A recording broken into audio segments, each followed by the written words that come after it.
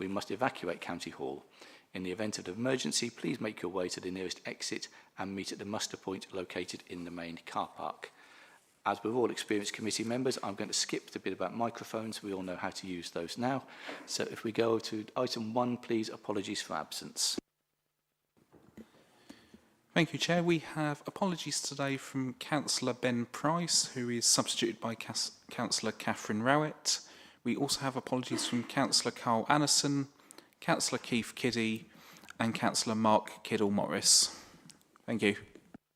Okay, thank you very much, and welcome to committee, Councillor Rowett. I hope you have an enjoyable meeting. Item number 2 is the minutes. Please, can we look at the minutes of Friday the 10th of October? And councillors, are we content that they are a true record of the meeting? Thank you very much. Updates from Chair. There are no updates at present. Item number 4, any declarations of interest, members?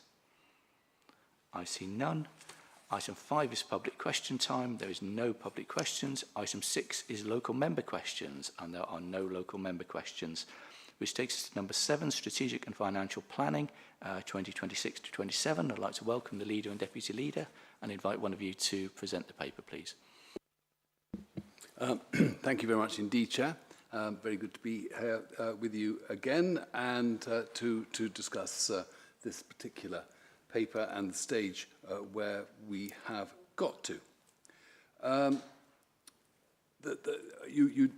We've spoken about this often enough now for the committee to know the direction of travel in terms of making these savings that we need to make every year. The demand continues to rise. Economic uncertainty continues to cast a pall over our activities, and we need constantly to make savings in the light of that. And this we have done over the past years, and we're continuing to do it this year, via smarter commissioning, shared procurement, digital transformation, and service redesign. And it's an indication of that, that you don't really see, apart from the council tax itself, of course, you don't really see a huge amount of things upon which we need at this stage at least to consult, because these are ongoing transformation programs which are delivering effective savings along with effective delivery of those services. But it is really important to recognise why there are such pressures on local governments, and we'll talk about that in detail as we look at some of the tables and charts. But particularly here in Norfolk, these pressures do remain acute.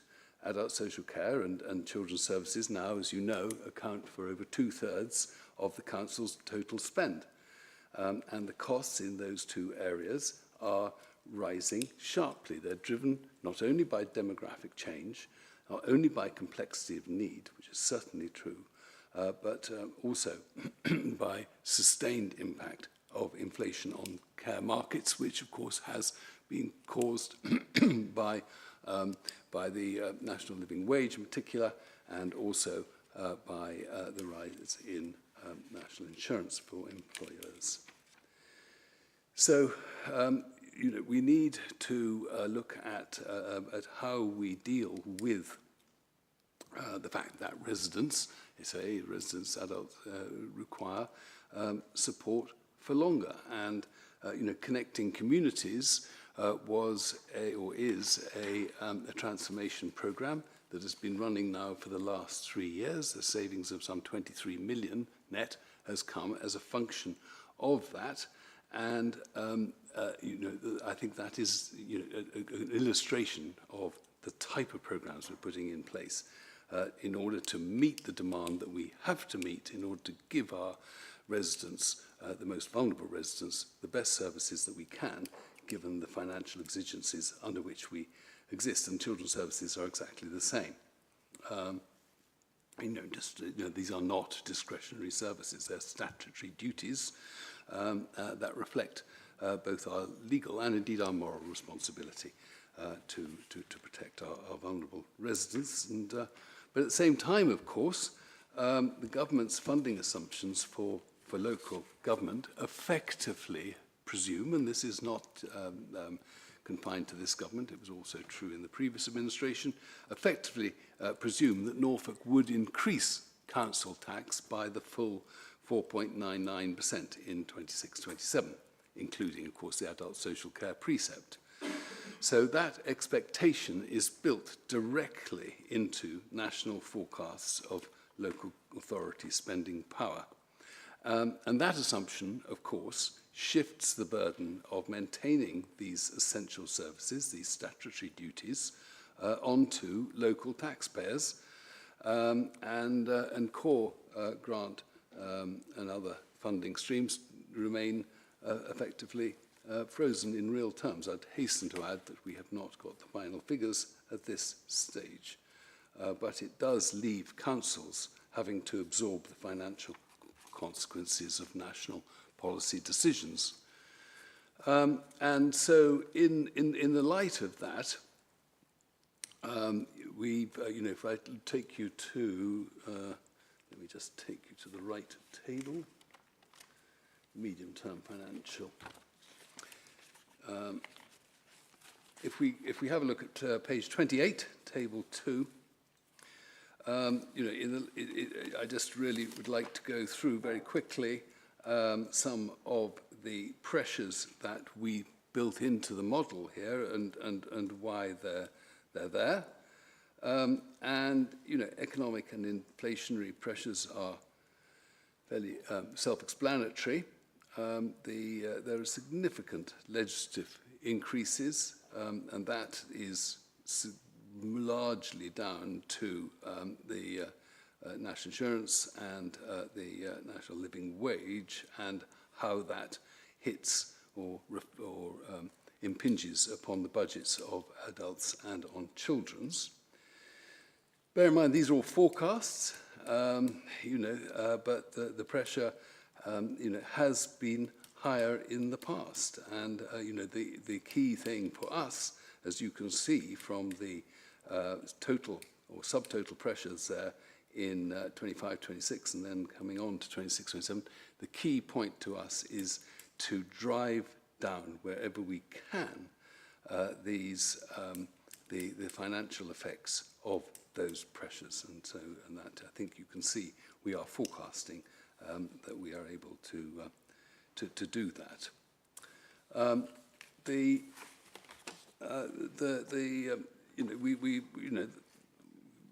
You will no doubt point out to me that our current forecasts still suggest that we have a gap of 25 million that remains to be addressed, and that is still a substantial sum, a substantial gap. So I'm sure we can talk about that and how we propose to set a balanced budget for 26-27 and what we have our ability to do that. And we await a number of key publications from the government still, the outcome of the SEND review, the implications perhaps of the fair funding review, and it does make it difficult to plan accurately and with confidence for the years ahead. And equally, the late timing of the budget means that the key details of local government settlement will not be made available until mid-December at the earliest. And of course this year, whilst we recognise and welcome a 3-year settlement, these delays will test our ability to model the funding scenarios that we will need to prepare a balanced budget for 26-27, as indeed we're required to do by law.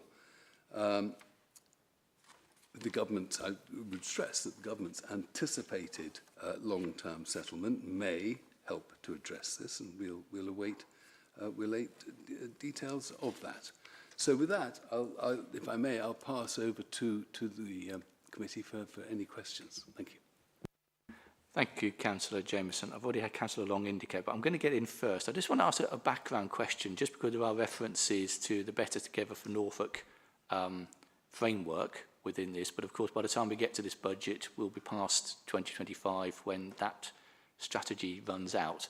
I was just wondering if there are plans afoot to extend that strategy, or whether we are leaving a gap, whether there's going to be a refresh, or how committee should treat a budget which kind of extends beyond the current strategic plan.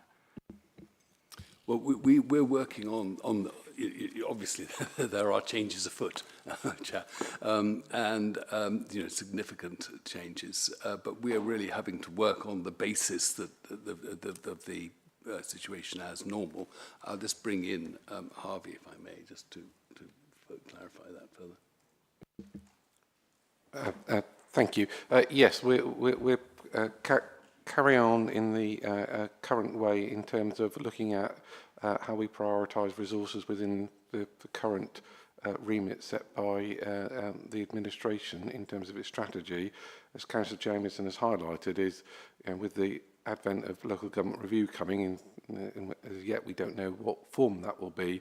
That will significantly change how we need to operate, and until we've got clarity on that. But clearly what we will be doing is planning in advance to ensure that the council is best placed in as we can be in terms of moving forward to whatever structure or changes are brought about. Thank you.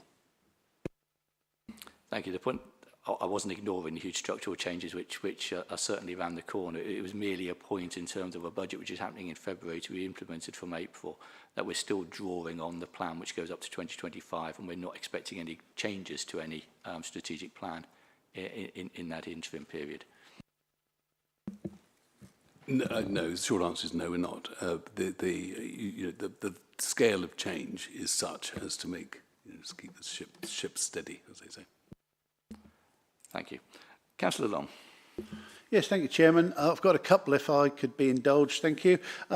First one, on page 17, reference is made to savings proposals that are sort of pertinent to this committee and this committee's remit. And one of those, FIN 001, is reduction in the council's required contribution following the actuarial valuation of the pension fund. Now, I'm involved in an organisation that has a very small, there's a very, very small fish in the pond that is the Norfolk Pension Fund. Obviously, we're the biggest fish in the pond of the Norfolk Pension Fund. But I know from their actuarial valuation, they are now quite largely in surplus within their funds, but there has been times when additional contributions have needed to be made to get the pot to equal what is required for the liability. And so the question I ask is FIN 001 a reduction in overpayments so that we're maintaining what is required as the deemed payment? Is it a reduction in the actual payments made on behalf of each of our employees? What is the likely long-term effect of that removed from the pot over time? Because obviously actuaries are lovely people, and they will calculate pensions, based on all manner of different things, as we all know, mortality rates, expected life expectancy, and so on. But we've also got something else around the corner which could cause a particular strain on the pension fund, LGR. And so I just wonder how that's worked and what the pretense of that one is, please. And then I've got another one. Thank you. So the first part, to answer the first part of your question, this is not a reduction in the amount of pensions people are having to contribute. It is just our contribution is not as has now been valued by the actuaries to be less than we have heretofore, and therefore we have a small saving that we can make, small in the context of the business overall. In terms of LGR, I'll let Harvey come in, but my immediate answer to that is that it doesn't have any immediate effect, because the pensions that make up local government are calculated in much the same way. So, but Harvey, you might have an additional comment to make on that. Okay, yep, thank you for that. In terms of the pension fund reduction, it is based on an estimate that we've got from the pension fund and from the actuary, from the early work they've done on the actuarial valuation.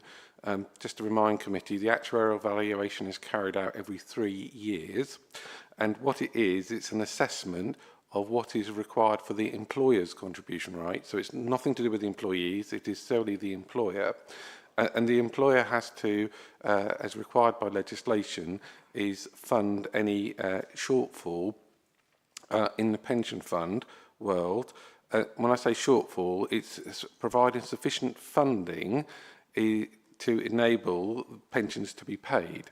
And that is a complicated calculation, as you've already alluded to, because it's not just looking at what are the assets and liabilities as of today, it is also taking into account the forecast of what future benefits will be earned, i.e. future liabilities, and what future investment returns will be earned on the fund's investments, which will increase the fund's assets. And as you would expect, that varies over time. And so each 3 years, the actuary is required by legislation to carry out a calculation, and it does that for, the actuary does that for all employers in the pension fund, and there are basically ups and downs with the employer's contribution rate. Since the last actuarial valuation that was undertaken, there's been a positive return in terms of investment returns and also reduction in liabilities, because some of that is based on bond rates and interest rates, and that has changed since the previous actuarial valuation, i.e. interest rates have gone up, which then has an impact on the amount of liabilities. What that, in very simple terms, what that is showing is at this moment in time, the pension fund is assets are greater than their liabilities, which means there can be a reduction in the employer's contribution rate, and that's what we are reflecting in the budget for April 26. So it is quite a technical area, and it is quite complicated, but what I've tried to just give the committee a brief overview that this is a standard process that's carried out every 3 years. There will be ups and downs, and at this point in time, the councils, in terms of the county council's budget, there will be a benefit there in the indications are, which, and we won't have the figures until later in the autumn, very shortly, that there will be a reduction in the employer's contribution rate, and that will obviously help find some of the savings that the council will need to be able to set a balanced budget come next February. Thank you. Thank you for that answer. I'll just jump in before Councillor Long, because there are other parties not represented in this chamber who make a lot of noise about local government pensions, about how there's money to be saved there.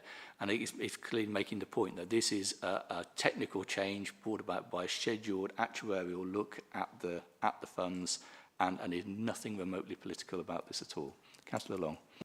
Yes, thank you, Chairman. And given the explanation, I mean, that's what I expected to hear, which is why I asked the question. And for that reason, obviously, you know, I can absolutely give endorsement to FIN 001 as one of the savings, because, you know, it's no point overpaying and having an even larger surplus build up, but you have to be mindful that in future years, those actuarial calculations can send things the other way, and then you've got to be prepared to put more in, as we would have done over the period of the last years when actuarial rates weren't so good. So my second question is about the amount that we receive from government and the sort of proposed, you know, we always wait for Christmas Eve normally to find out how much goodies are going to be in Rachel Reeves' sack in this case, but I'm moving back prior to the election.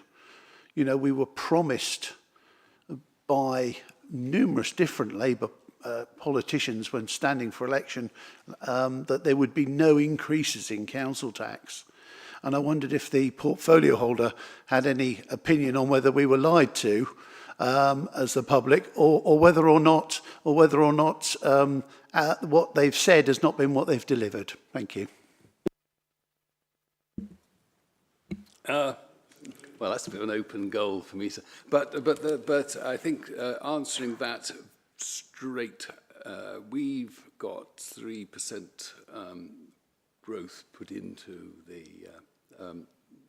our calculations, 3% growth in council tax in our calculations. We have not as yet had the full local government settlement figures. We are making various assumptions about those figures, which is the reason why at 3% council tax growth there is a £25 million gap. And I would obviously not wish to cause unnecessary bad feeling from the government by castigating them prior to them coming up with what could be a munificent settlement, which would thereby resolve the painful issue as to whether all local authorities will indeed have to put up council tax. And it's been very interesting, hasn't it? I'm sure none of us have missed the agonies of Kent County Council, who have clearly not found it quite so easy to find the savings that they assumed to be there. But these are difficult financial times. We know they're difficult financial times for whatever government you'd be in. Things are said in the heat of a general election, which people probably rather regret. But moving on now, I'm hoping for a reasonable settlement for county councils relative to the north of England, and that we won't see monies shifted to different parts of the country. Briefly come back, Chairman. Thank you. Thank you very much for your answer, Councillor Jamieson. On that particular promise, I'm not going to be holding my breath. Thank you.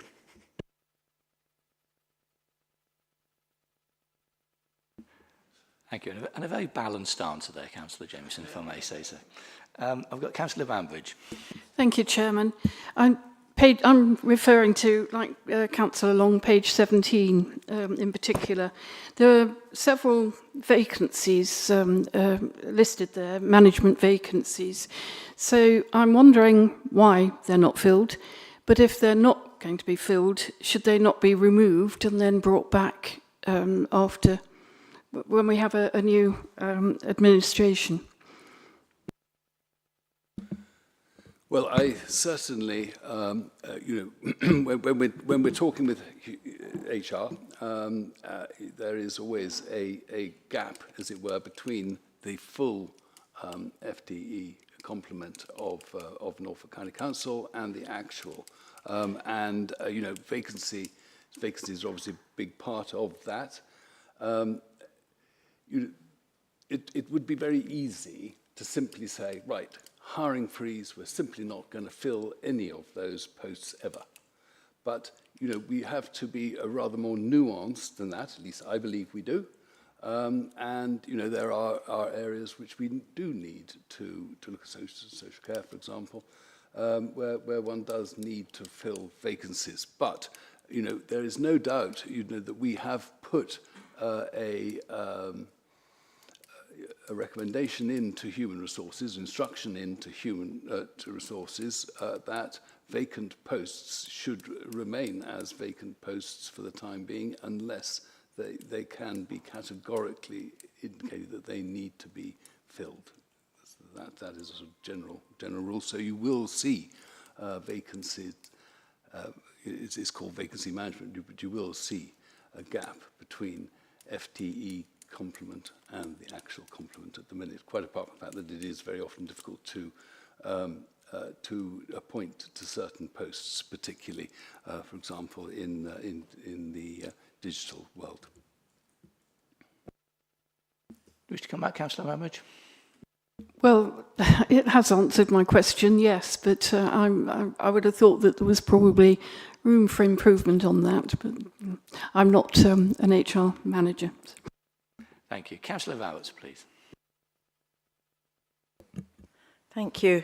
First on that, effectively somewhat close to a hiring freeze, it does seem to me that we need to worry a bit about the way in which not filling vacancies leaves the cost of the shortfall falling on overwork among the other employees. I think it's unfortunate if actually we're unable to fill vacancies for financial reasons, and effectively that's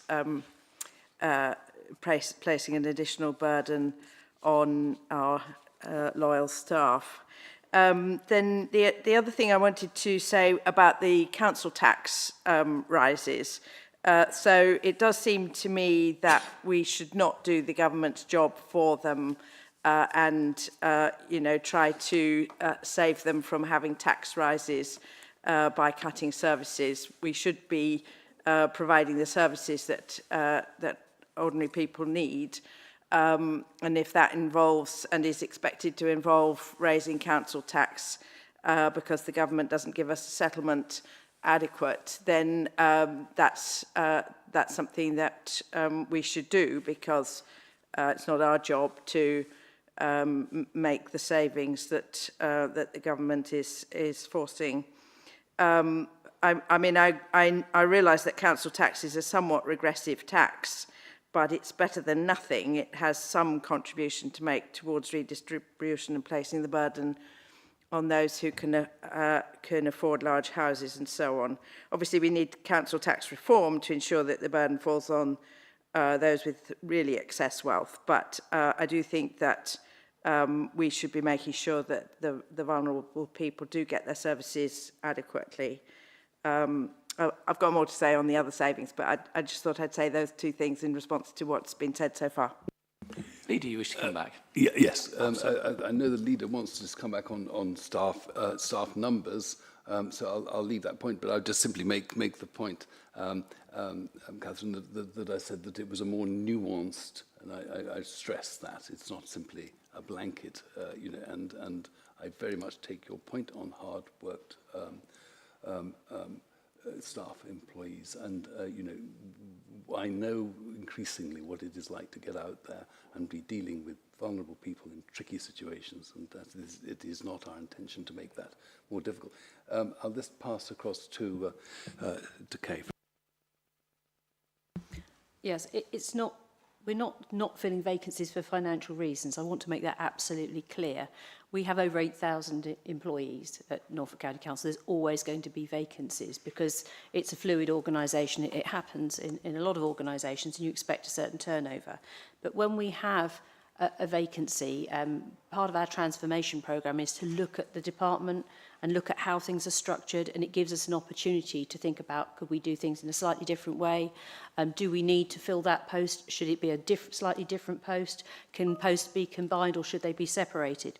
So it gives us the opportunity, while we have that vacancy, to have a review of a department. And we're also introducing a lot more IT, artificial intelligence. So we do things in slightly different ways now. We can assist some of those staff to do their jobs in slightly different ways. So seeing the vacancies is not a red flag that we're blanket saying we're not filling vacancies. We are trying to be grown up about what does the organisation need moving forward, and how can we improve the way that department actually functions so that the services are provided for our residents. And 100% frontline staff that we need, like, for example, social workers, we always make sure we try and fill those vacancies as fast as possible, because it's the vulnerable residents that we have to protect, number one. Thank you. Back to you, Councillor Vowett.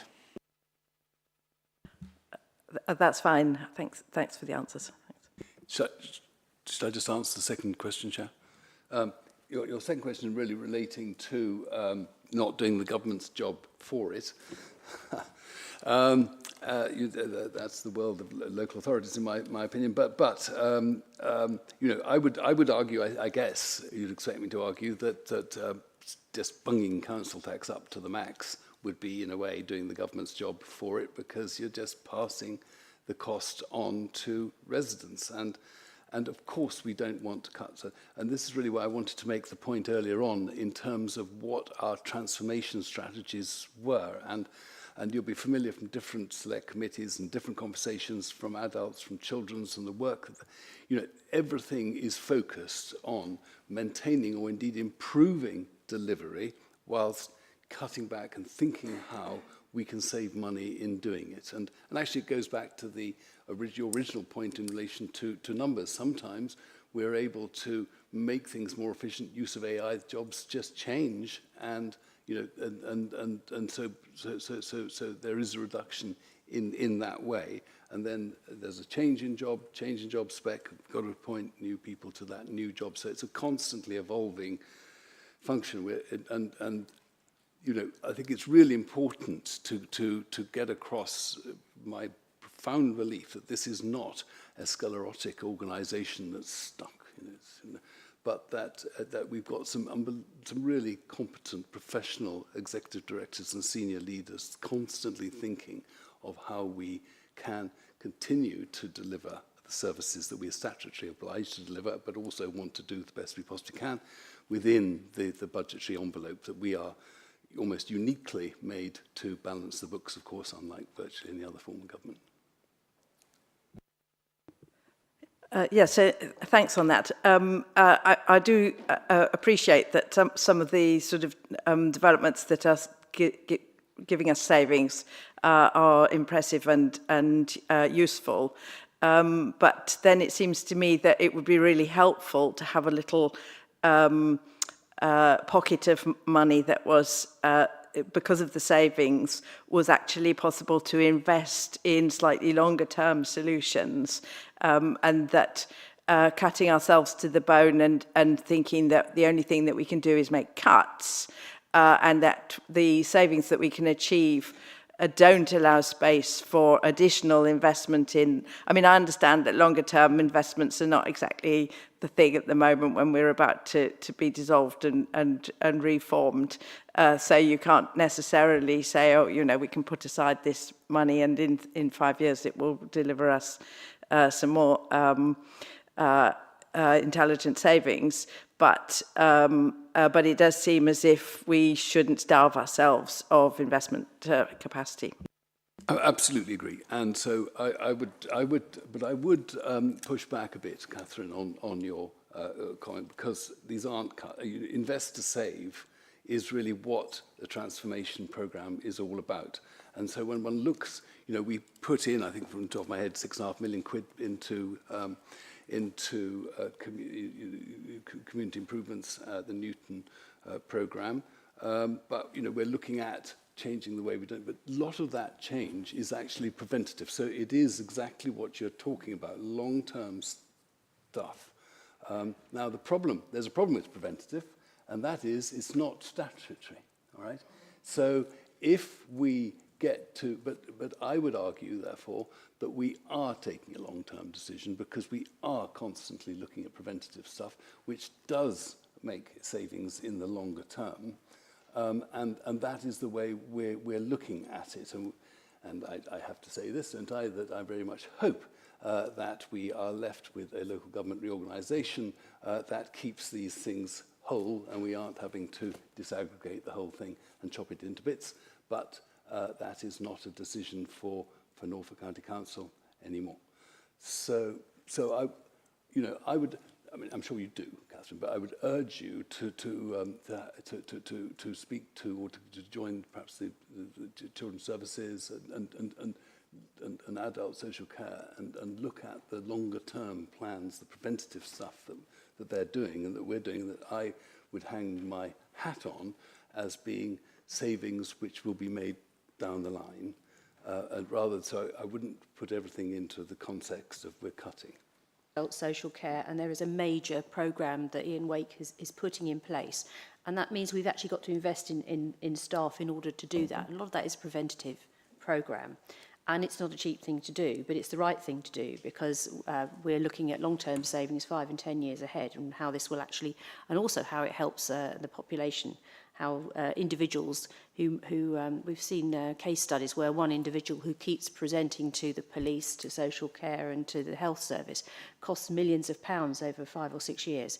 And by putting the right preventative methods in place, that bill reduces for all of those stakeholders and that person is actually much better off as a result. So we are looking at that as our strategy moving forward.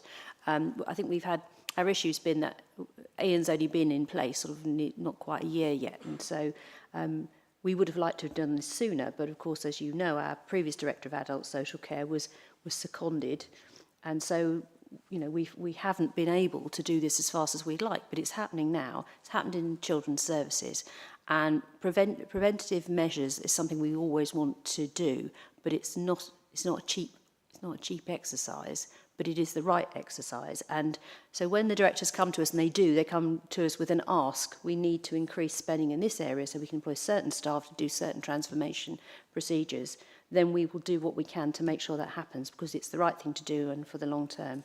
So don't think that we're just cutting. We're not. We are trying to move the budget around and also not crucify the taxpayer with a 5% increase if we can possibly not do that. But I think, unfortunately, the government are anticipating all councils putting council tax up by 5%. And if we don't, what would the consequences be? Well, they turn around and say, you don't need that money. That's the worry, isn't it? But it means it's bad for our taxpayers. But what options do we have? And we won't know that until later in the year. One more, Councillor Vowett. Yes, so thank you for that. And I do think that the preventative measures for the children's services and the adult social care are excellent. So I guess the place where I didn't see much of that visionary preventative measures stuff was in the highways and infrastructure and transport, where it seems to me that preventing congestion and preventing disruptive roadworks that damage the economy and going for serious investment in moving people around in mass transit and so on would be really, really helpful to saving future budgets, both carbon budgets and costs to the economy of congested roads and road building. I mean, in terms of highways, procurement is something we're certainly looking at the moment, about how we can be better procuring contracts and how, using our economy of scale, we can actually make sure we get the best value for money as well. But I'd slightly push back on that. I mean, we've just introduced a lot of electric buses into the City of Norwich. There's more coming as well. Bus service improvement money, we've been spending that all over the county. We've increased bus travel by, I think it's over 12%. So we're doing what we can. We're doing pretty well on that. There's more to do. But remember, most congestion that you see due to roadwork, 75% of that is utility companies. And although we try very hard to coordinate with them, I believe there was a Transport Select Committee who put forward some suggestions that there should be more restrictions on utility companies and what they do and how they coordinate and how they actually dig up the road and replace it, and not do it one week and another one do it the next week. And it was all rejected by the government, unfortunately, and that would have made our life so much easier. So we are actually going to ask the Minister if they could look at that again, because that select committee had exactly the right idea and it would have helped us so much in a rural area like ours. Thank you. I'll come back to you later, Councillor Vowett, if you've got more questions. I'll move on to Councillor Kemp, please. Thank you, Chair. Well, I've got a number of points, and my first one is about the income generation, but also the fair funding review. We are expecting that at some time, aren't we? And I was wondering how we would be influencing it to make sure that we did have fair funding for Norfolk. It's expected that there might be more for urban areas, but we have a considerable number of wards in the most 10% deprived in the indices of multiple deprivation. And it was the case in 2017 when the revenue support grant was we were at risk of losing it, and we ran a campaign and the revenue support grant was in fact kept. So what are we doing about the fair funding review or input to represent Norfolk's need? Well, we certainly submitted a response to the consultation, and we made all the points which you just outlined there and considerably more, but it's now with the government for their decision, and we hope, as you say, to hear reasonably soon.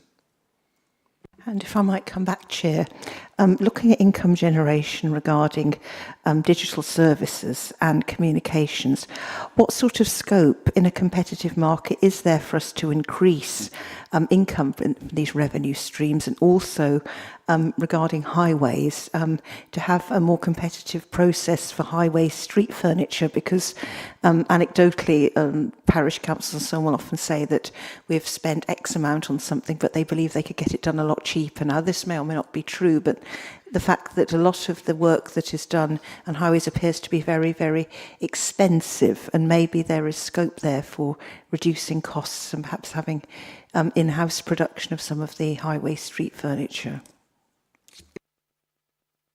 Okay. Well, I think in relation to highways and income generation there, I think we have been much more attentive to, as has already been mentioned, the 70% of people who dig up our roads are not Norfolk County Council, but utilities.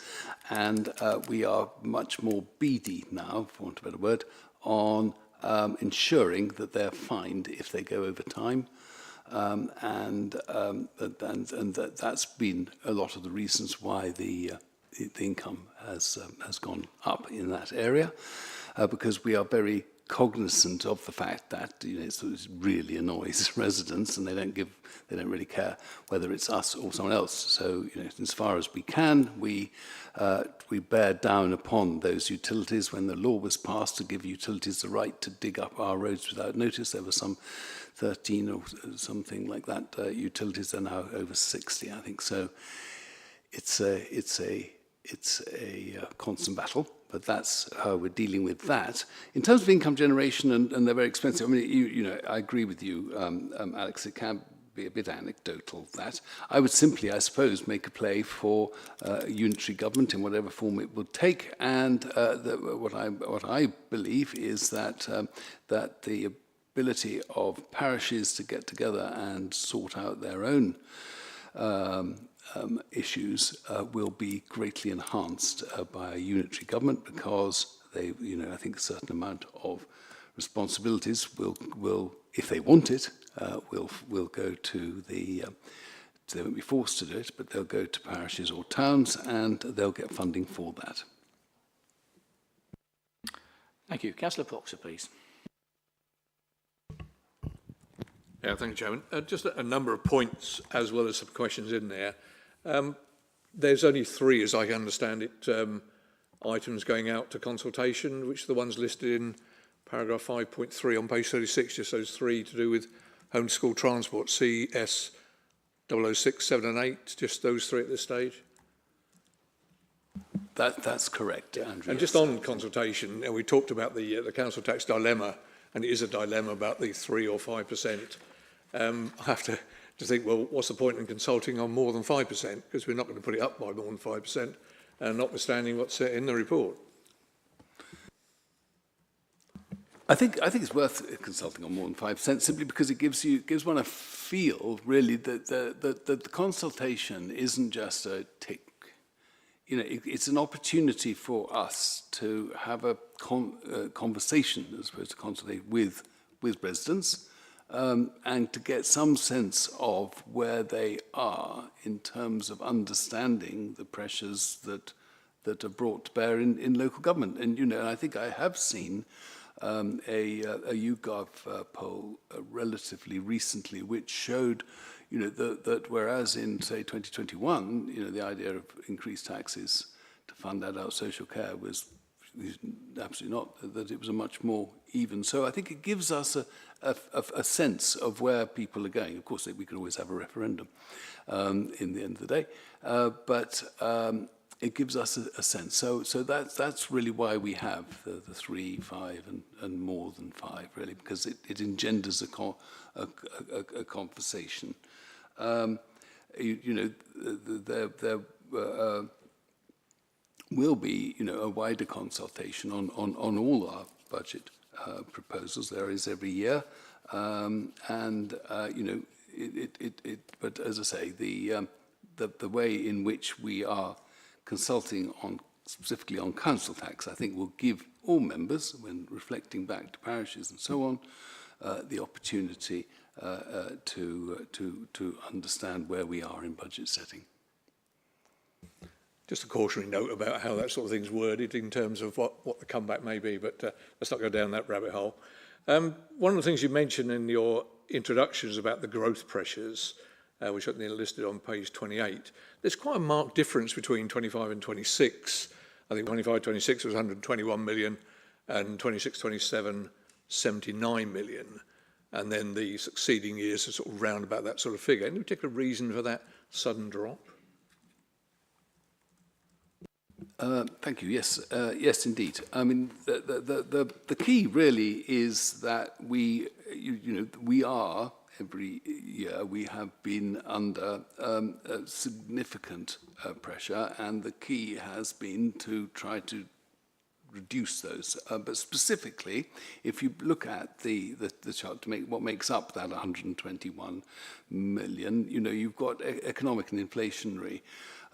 It does rather speak for itself. But if I can go to the next one, legislative requirements, that's a big jump. And the reason for that is quite simply the national living wage and national, or at least that was the vast majority of it, and the employers' national insurance contributions, because they have a significant pay and price pressure for adult social care and children's services. It also includes, as I say, the employers' national insurance contributions as well. The other big number is really in policy decisions there. Well, policy decisions, were largely to assist adults and children's services by giving them greater funding than that was originally in our budgets, and overspends can be dealt with. There's also the matter there of SEND, and the fact that, of course, SEND is off balance sheet, but the loss of income as a result of having to pay into SEND and therefore not get any interest as a result of those sums, or alternatively to borrow money in order to fund the thing, is also a pressure. So those are the main reasons why that 121 million came. And then, but as I mentioned before, we are driving down those numbers in so much as we can.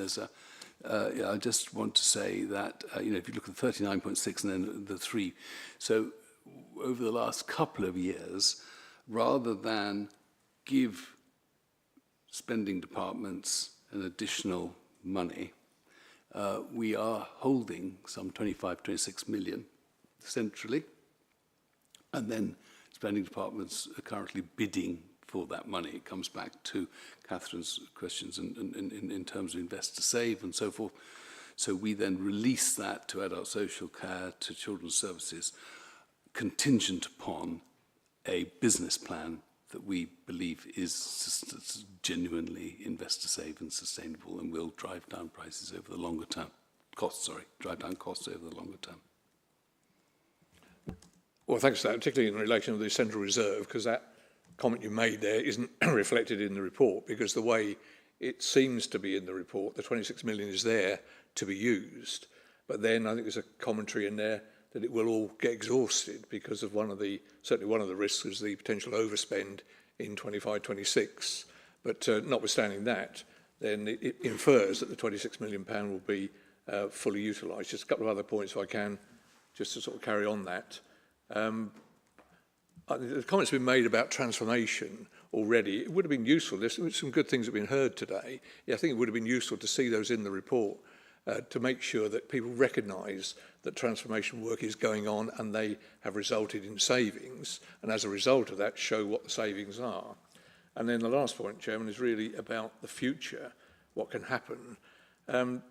There's some commentary about contracts, but I think the amount of contracts that we have, 700 odd million, something like that, there or thereabouts. What's the sort of review process? Because there must be some ability to save money on that, but nothing's mentioned in here from an overall strategic point of view. And you mentioned procurement generally at the beginning, But that's the sort of thing where there should be, I would expect, some leverage around savings in the longer term. All good points. Thanks, Andrew. So just taking the first one, the holding money back for 25-26 overspend, I have lurking at my shoulder an extremely cautious 151 officer, and so he's quite correctly assumes that things will not necessarily go in a sort of Pollyanna-ishly optimistic way. So that's the first point. I agree with you on transformation, and perhaps we should. It did actually come up as a comment that we should put in some of the transformation programs, at least in almost tabular form if necessary. It was thought really that given the new way in which, or relatively new way in which this is set out now, with communities looking at their budgets and so on and so forth, that those would be more appropriately put into that that committee, that select committee. But I'm only too happy to. I think I agree with you. I think it could easily have come in here. In terms of contracts, it's an ongoing issue. Driving down costs in relation to contract spend is a constant theme. I think we've just undertaken a very significant contract within the highways department, and I believe that to have been extremely well done, both in terms of what we have to do legally and what we've managed to do economically. But I might just pass across to Harvey if you want any further comments on the procurement side. Thank you. In terms of procurement, as you're quite rightly alluding to, is the County Council does procure a lot of services from third parties. As part of good management, we do bring to Cabinet every year a contract pipeline of all the contracts that are coming up for review, and part of that is it's now it's good governance to do that anyhow, and the council has always done that for a number of years. But it's also because of the changes in the procurement legislation, it's a legal requirement. So there is oversight for members to see that the contracts that we are procuring or re-procuring as they come to an end. I think it's fair to say there are challenges with the markets that we're in and where we wish to procure services to enable services to be delivered to the wider public. Councillor James has alluded to it earlier, and the issues around inflation, national living wage, and national insurance don't just impact on us; they also impact on the wider market. That then means when we go out to re-procure things, we're sometimes faced with increased costs, which are greater than the current amount of money that we're paying, which again adds to the pressures that we have to deal with in terms of setting a robust and balanced budget year on year. But just to give reassurance to the committee that the procurement is something that we take a very active lead on, and as I said, the change in terms of high value contracts and things are subject to detailed procurement process, but also are reported through to Cabinet. So there is oversight of the activity that we're doing there, but it is very much a process that we have to go through and follow various legal requirements, which with the latest procurement legislation have become more onerous in what we have to do to be able to go and procure things. But I also accept the challenge and the point, which is, can we do it better? We are always looking to do it better, become more efficient, and also when contracts come to an end, there is that review of the contract has come to an end. If we need to re-procure it, does it need to be the same service? Does it need to be a different service? That is the process that you would expect us to go through, and that does happen. Thank you. Just one final point. I appreciate there's a long way to go with this. We're only October now. The whole thing won't be settled until February next year. But in terms of the sensitivity analysis on table 7 on page 40, there are two big figures which are either plus or minus about change in council tax base growth and also the impact of varying pay award assumptions. Have those two figures been bottomed out yet? Simply the answer is no. That will be done later in the process, and that's part of the joys of going through this process, is that all the relevant information you need neatly comes together at the end, and we have to try and manage it all as we go through the process to bring it together. But no, we've not got anything on pay awards yet. Clearly we are discussing council tax bases with district colleagues, but they have their legal requirement is to provide the information by the end of January, which they will do. They will give us some early indications shortly. I don't think we've had any yet. It's probably we're in the process of asking for it, but we'll go through that. But yeah, in the short term, we'll get the information later in the timetable. Thank you. Councillor Morphew.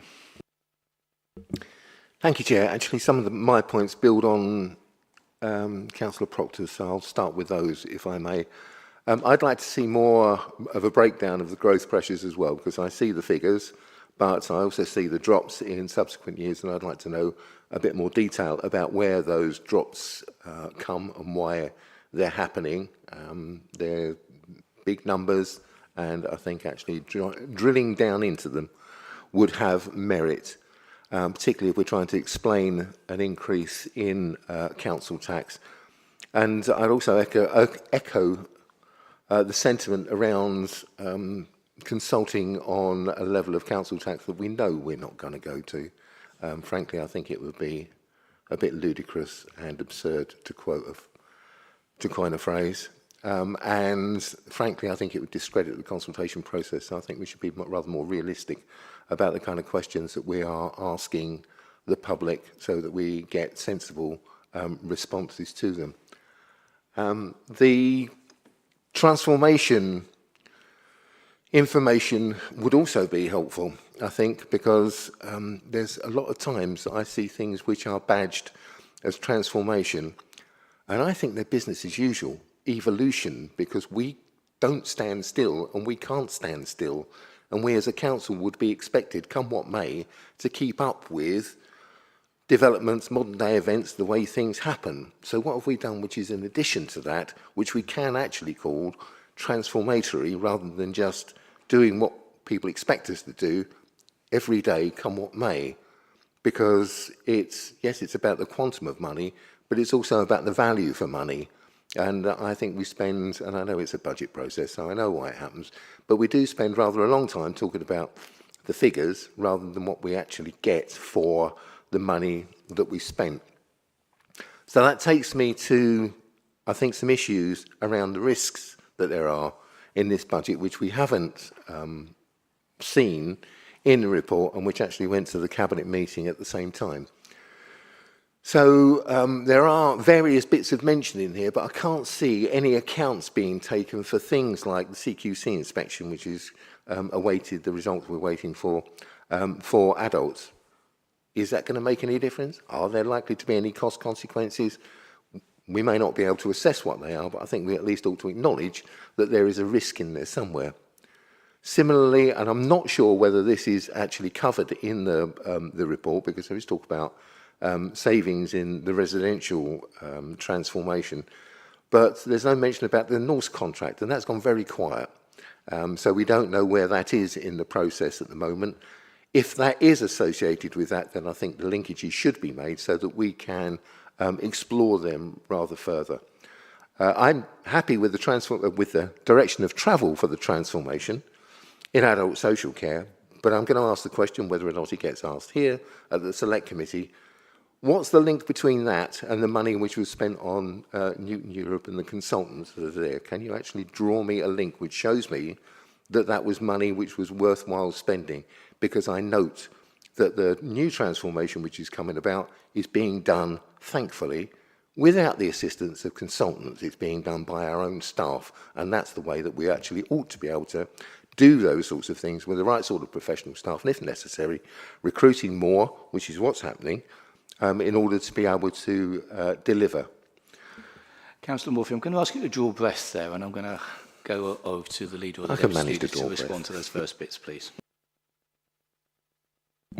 Okay, so I'll answer there's sort of four or five questions there, and so just taking them one by one. Steve, breakdown in pressures. I mean, you will get that, of course, in the final budget papers, but bear in mind that these are forecasts at this stage, and you know the full pressures or breakdown thereof will come out in the budget papers as they always do. But I take your point and we'll come back to you on the advisability or the relevance on of doing so at this stage. The level of consultation, well, you know, I feel, I think we just sort of differ in opinion. I mean, my view is that we don't want the consultation process to fetter the full council's decisions about the level of council tax, and therefore we should consult as widely as possible. And I would draw attention to my earlier comment on the consultation being a conversation that I would like to have with residents, not just a box-ticking exercise. Transformation, more information would be helpful. I agree. So, you know, I agree with you and Andrew's earlier comment there. In terms of whether it's transformation or evolution and so on and so forth, I think, you know, I think we could make, I definitely can make a distinction between the two, and you know that of course we should always be in a perpetual state of revolution, to coin a phrase. But you know, but this, you know, transformation programs are specific. In terms of you know, consultation and consultancy rather, and the costs and so forth, I think I quoted one which was the Connecting Communities one, where it was an expenditure of just under 7 million, and you know, the costs, the savings to date have been, I think there were 23. They're expected to be 35 million in the full run. I mean, that's a hell of a return on the investment. So I don't think it's always a bad thing, and you know, where we can use our internal expertise, of which you know, of which I'm enormously proud, we would do so. But where we can learn from others, then I guess we should do so. Risks, you know, in terms of you know, CQC. Well, yes, I mean, a bad outcome may lead to you know, demand for investment in order to improve that position. We did, you know, that did happen, but in terms of children's post Ofsted. But you know, that is taken up with or taken up by the sort of overspends that we would expect to see in adults and so forth, and then we would look to address that. In what was it? Norse contract. Well, progress is being made. You've seen a series of cabinet reports there, and a further report will be brought back to cabinet in due course. And so that's really as far as I want to go on that at the moment, but it doesn't have an effect insofar as what we're talking about. Thank you. Back to you, Councillor Morphew. Thank you, Chair. I've got a couple more questions, and I'm going to need to look something up and then probably come back again a bit later on if I find what I think I'm looking for. Just to respond to those, I'd be very happy to look at the forecast. I know as well as anybody that the numbers are not nailed down even when we think they are. So we are always working on the latest version of a movable feast, but rather having that than nothing at all would be useful. Residents do like to think you're taking them seriously, and asking them questions you know the answer to, frankly, I think is a little bit insulting to them. So I would ask you to revisit that again, please. And I'm delighted if the consulting communities has shown a £7 million saving. Show me the evidence, please. And how does that fit in with the new proposals? Not necessarily today, I don't think we want to spend too much time, but I think that is a very important question. CQC, is there a contingency for that? And the funds that we are, oh, this is moving on a bit, the funds that you have bidding into, the Invest to Save funds, be quite interested to know what some of those are and which ones don't get brought forward. What happens to the business cases? Who makes the decisions? Where are those decisions recorded? Which takes me to the highways contract. I've seen an announcement about the highways contract having been agreed. I'm not sure I've seen it going through any process, being recorded, being published, or available for challenge by an appropriate committee or looked at the value for money. Perhaps somebody can tell me where that is in the system, please. I've written to the monitoring officer. I'm waiting for a reply. I'm sure she'll get round to answering me in the very near future anyway. And finally, while we're in the direction of highways, there's nothing about the risk that would fall to the budget for the outcome of the Norwich Western Link, because we have, as a council, asked the government for a capitalisation direction under the exceptional financial support regulations for treating the revenue consequences, and it gets very complicated, and I'm sure that Harvey will explain it if necessary, of that turning into revenue and falling across our budget this year. As far as I know, the government still haven't responded. That's been quite a long time, and there have been discussions going on. Shouldn't there at least be some contingency or recognition that that is a risk to our budget? Thank you. Okay, thanks, Steve. So I hear what you say in terms of greater clarity in the pressures, and that's fine. As I said to Andrew, we'll certainly take that away. I hear what you say in terms of consultation process. I don't agree with you on that issue. I think that it opens a debate, but so we just have to agree to differ on that. I will defer to the monitoring officer, therefore, in relation to the highways contract and the process that goes here on in. But I'll just carry on regardless. You note the risk on the potential risk on the Norwich Western Link, were the government to refuse a capitalisation direction. What would the consequences of that be? Well, of course, we are still awaiting, as you say, we're awaiting the government's view on that. I think that there have been a number of papers, citing a waterfall that we would look to use certain funds in the event of a capitalisation direction not being agreed, although I'm very confident that that will be the case. I don't know whether, so if I can let Harvey perhaps add to anything he wants to in terms of the Norwich Western Link capitalisation request, and Kat to the highways contract. Okay, thank you. If I just take the capitalisation direction request. So, yes, it is a long time since we wrote to the government. We have been in dialogue with MHCRG officials.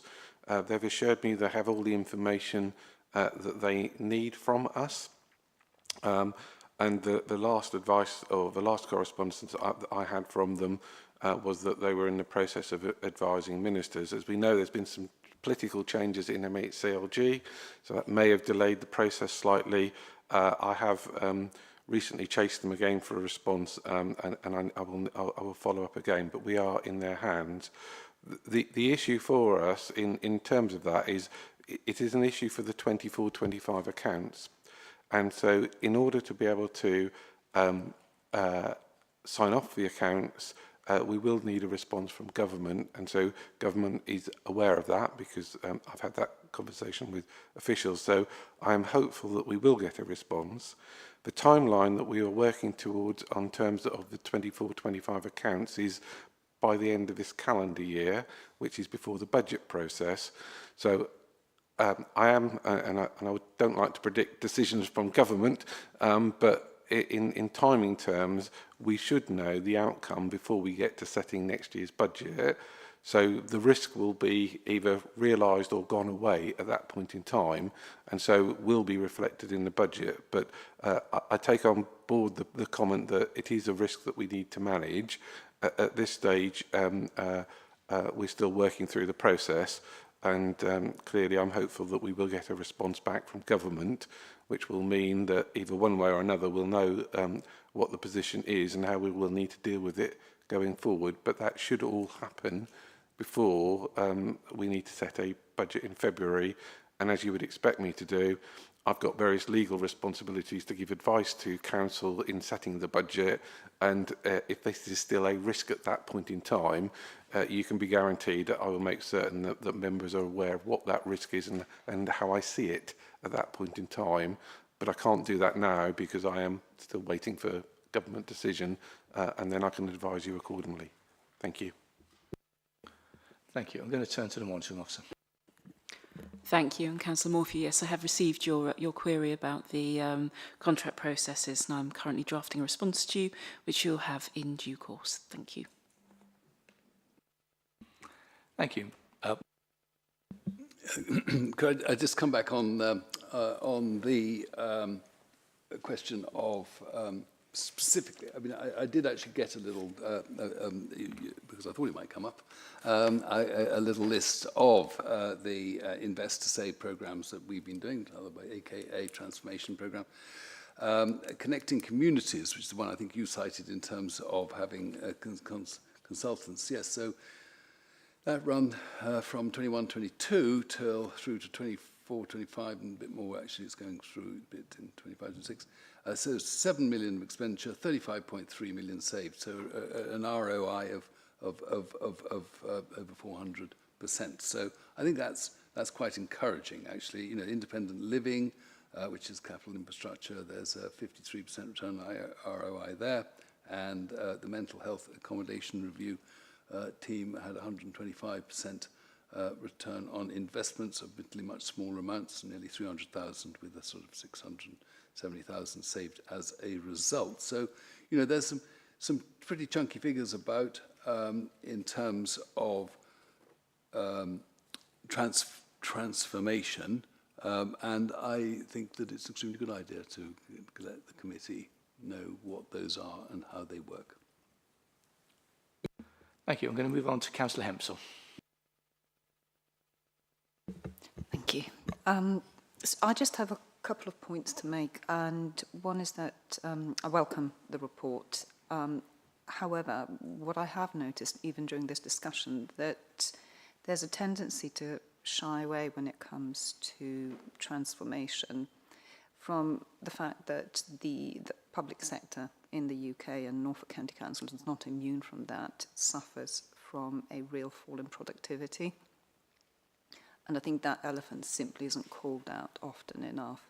So when it comes to, you know, the strategy that you outlined, Andrew, in terms of vacancy management, I think that you know, either privately or somewhere, that conversation does need to be had. I do take on board what Councillor Rowett said, is that, you know, there is important work that we need to do. However, we can't ignore the fact that productivity is an issue in this country. And secondly, and this sort of bounces back from what Councillor Kemp said, from my time as a Deputy Cabinet Member, I definitely saw that a huge increase in costs when it comes to highways projects comes from red tape. And if that Transport Select Committee down in Westminster had recommendations to make about how we can improve situations with utilities companies carrying out work and having to coordinate, I think that there ought to be some sort of pushback in terms of the red tape that's involved.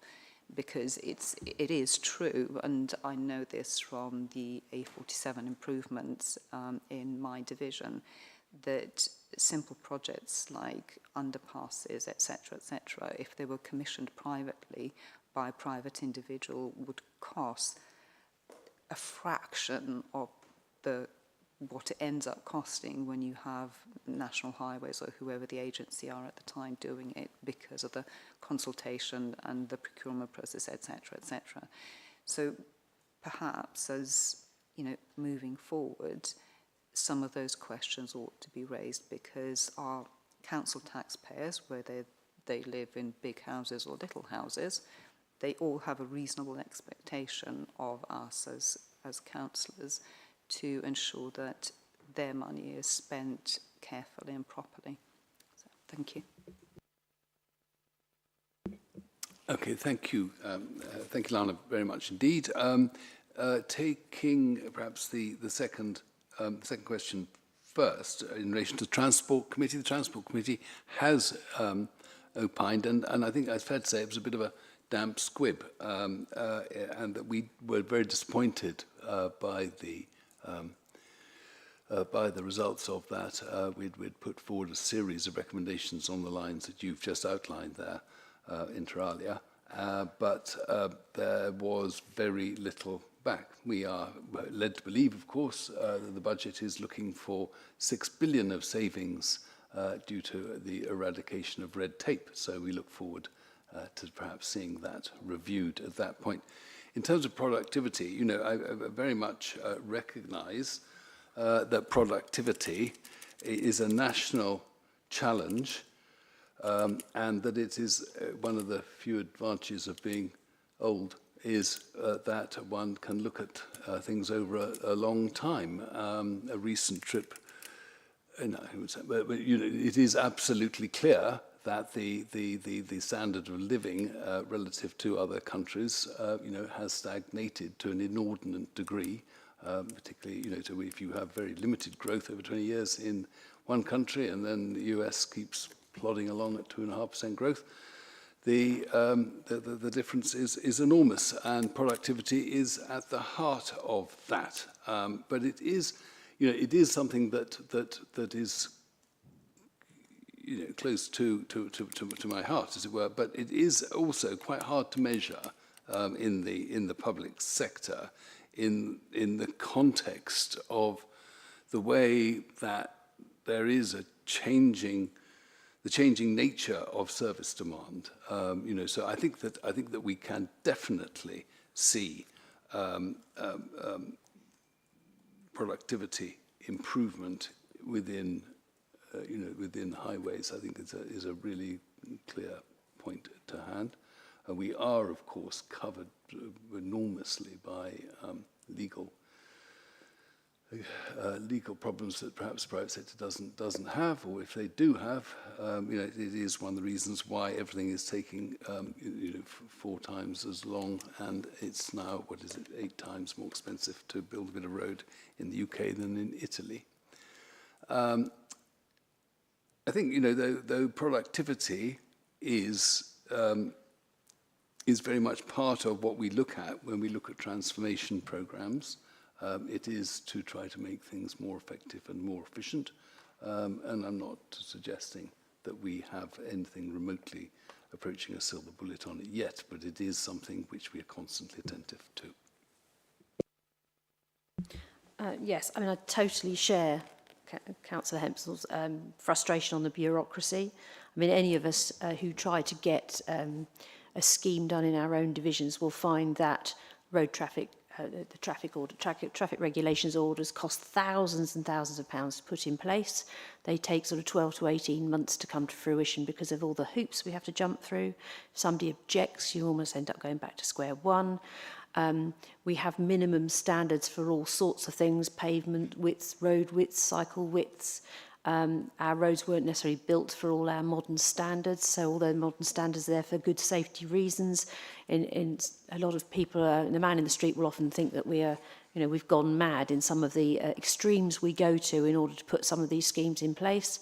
If you have a very small footpath in a rural village and you don't touch it, that's fine. Apparently that's perfectly safe. If you want to improve that and you end up having to put 1.5 metres in and take half the roadway up as well, there's nothing you can do except follow the current regulations. And common sense seems to go out the window. So how do we find a balance? Unfortunately, as a local authority, we don't have, we're not allowed to flout those rules. We have to follow those rules, and we have to try and explain that to our public who just don't get it half the time. You put a roundabout in your area, somebody says, oh, if you did that in China, it'd be done in a couple of weeks, you know, and yet there we are digging up the road for nearly 12 months. If we could streamline that, smooth things out, I think we would all be in a much better place. And it's very unfortunate that the recommendations that were put forward by that Transport Select Committee have basically just been put straight in the bin, because we thought that was one way of trying to smooth out the problems we have when we're dealing with our stakeholders. But we are where we are, but I totally agree with you on this. Thank you. Do you wish to come back, Councillor Hempsall? If not, we'll move on. That's fine. Councillor Daigan, you haven't had a go yet. Chairman, this is more of a question of the way these reports are presented. I'll just take table 1, for instance. Million out of 42 million or 420 million, to a certain extent. And I'd like to see what when there are savings, what they are, the percentage of the overall budget, because it's very difficult to compare, let's say, what's going on in adult social services compared to, let's say, the Chief Executive's department emphasised, because I don't think the outside world actually realises how large the budget is. Yeah, I mean, point taken, Councillor. I mean, I hear what you say, and I'm sure we could put a table in, you know, just as you know, showing what the overall budget is. You know, it's the one which I'm sure you're aware, you know, is in the finance monitoring report. But there's, you're quite correct that why should the public at large know that? So I'm sure, you know, we'll take that away. Thank you. Councillor Long. Yes, thank you, Chairman. S&T, let's get this right one, 003 shows a line of income generation from communications. Now, obviously, we have our, you know, comms team that sends out press releases on the good work that the County Council is doing. We also have a website that receives, you know, a large number of hits every day and thousands every year. And I just wonder if the income generation from communications was the inclusion of more advertisements within that media that generates that traffic. And if it doesn't, then could that be explored as an avenue for income generation, with a caveat, of course, that we would only accept appropriate advertisers on our platforms. Thank you, Chair. Yeah. So that particular come from, I don't believe that it gets it from ads, and it's certainly something that we could look at and take that away. Chairman, I mean, that was an off-the-hoof thing, and I didn't, you know, obviously didn't know where that was coming from, and thanks for the explanation. But I think, you know, one of the things that select committees are sort of charged with doing is looking for additional savings, additional money generation. You know, pretty much every organisation that has web pages that generate traffic have adverts, and I think that's something that we perhaps ought to make as a recommendation for it to be explored. You know, with, as I said, with that caveat that you have the, you know, the appropriate mix of advertisers that may be considered appropriate. Thank you. No, I welcome that. I welcome the suggestion. I think that suggestion is well and truly noted, Councillor Long. Councillor Kemp. Yes, my additional point is about the home to school transport, because that's something we're specifically consulting on. But in view of the fact that because of falling numbers and registers in villages, small schools might close, are we factoring in a possible increase in the need for home to school transport to be paid for by this council? The only way we can actually stop closing small schools? Is it cheaper not to close them? Thank you very much, Councillor Kemp, for your question. You're absolutely correct, of course, to cite falling school numbers. Homeschool transport has been an enormous pressure on this council for some years since I've been doing sitting in this post. I think it's risen from under 30 to over 60 million. The main driver, though, is not mainstream school transport. It is SEND SEND transport, which now represents nearly 40 million of that, over 60, I believe. And so, when we took within children's services right at the beginning, I mentioned, I talked about that, and in the round, I mean, one of the areas we're looking at is it can really be expressed as societal changes, and that that whereas people, mums and dads want the best as always for their children, and it is seen that the EHCP is perhaps a way in which we can get better education for our children, and therefore the increase there in that has been quite severe, and I think would do more than that would wipe out any savings from falling numbers in terms of number of children we're educating. In terms of school closures, I think I would make the point that I think there was a recent paper on this issue. I make no bones about trying to get ahead of the argument, so that rather than come on belatedly and say, "Oh, these schools are going to be closed," let's have the conversation. Let's talk about what are the implications. And you're absolutely right. Rural areas, there are lots. Well, in any area, there are lots of criteria other than the actual number of children to school, which is really important. In a rural area, is there any other school anywhere near? So many different criteria and points other than a school closure. So I just really wanted to stress that as it came out in your query. Thanks. Thank you. I've got Councillor Morphew, then Councillor Long, and then... Sorry, Councillor Kemp, did you wish to come back? No. Okay, Councillor Morphew, then Councillor Long. Chairman, I just want to come back on the point raised by Councillor Kemp. The Forward Work Programme for Children's, Families and Communities Select Committee does include a report on sufficiency in school placements and also home-to-school transport.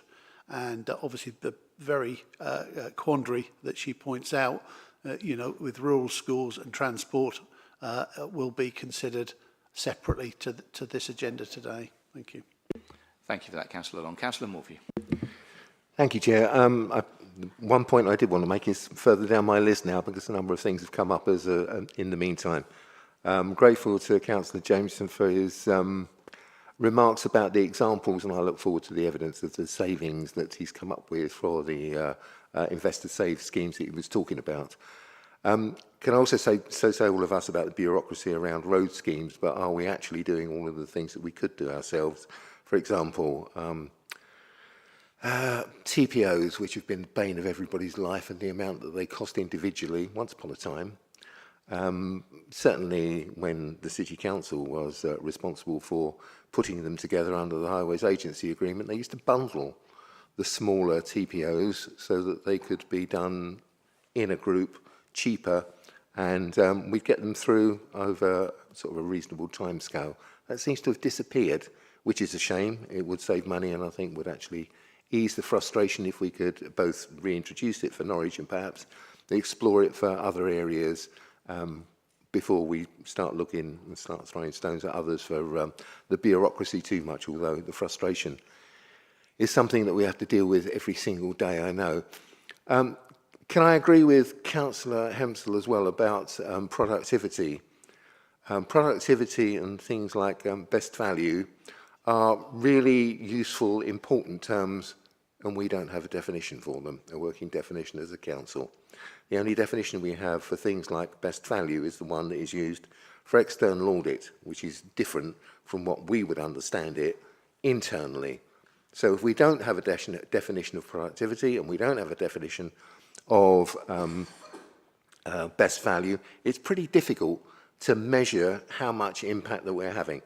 Now, I completely understand the point that it's difficult, Councillor Jameson, and the changing nature of service demand makes it difficult, but isn't the changing nature of the demands exactly why we need to have a definition and a measure of productivity so that we've got a baseline to be able to assess what we're doing rather than say, oh, it's a bit good or it's a bit bad, and how are the improvements going? We need to have those sorts of things in place, and I frankly can't see any issue with trying to come up with something which does actually measure productivity and best value within our own context, and I've said that on any number of occasions now, and it's still, I think, a valid point.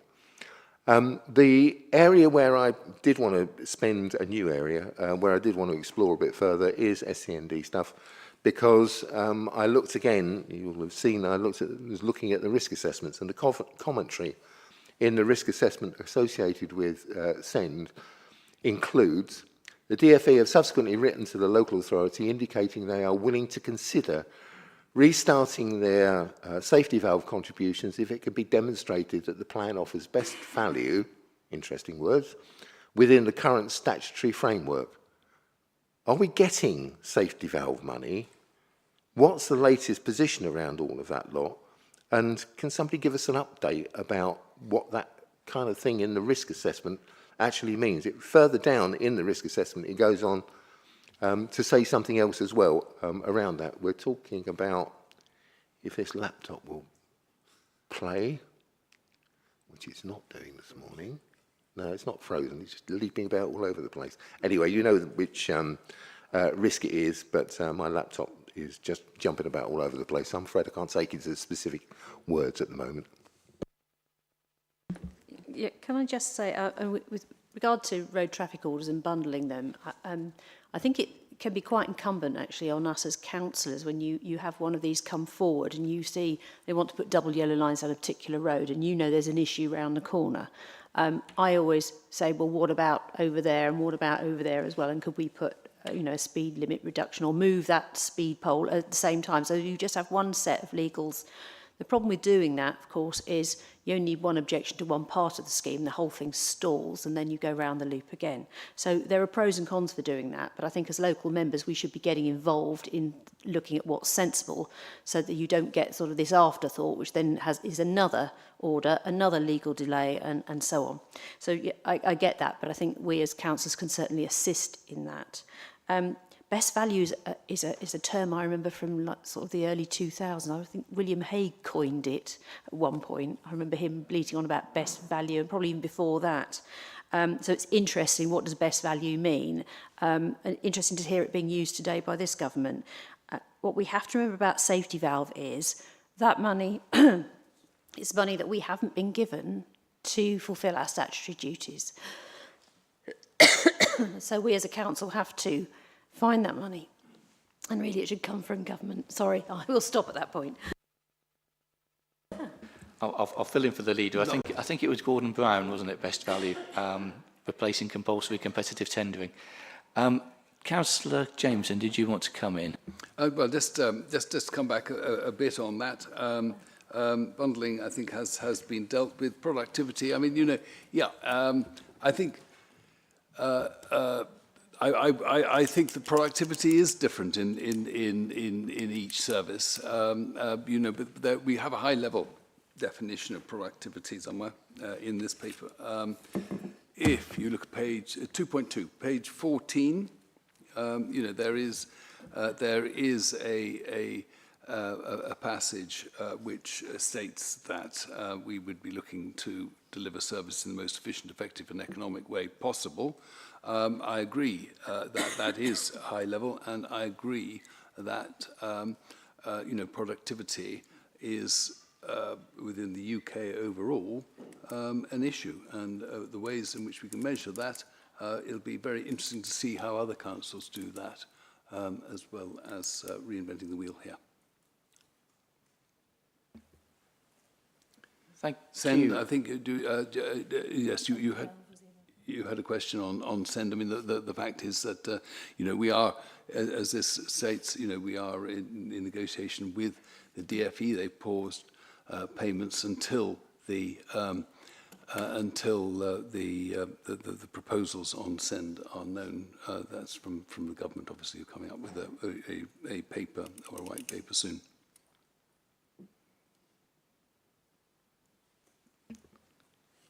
Sorry, I wasn't sure if that was a dramatic pause, Councillor Jameson, or if you'd finished.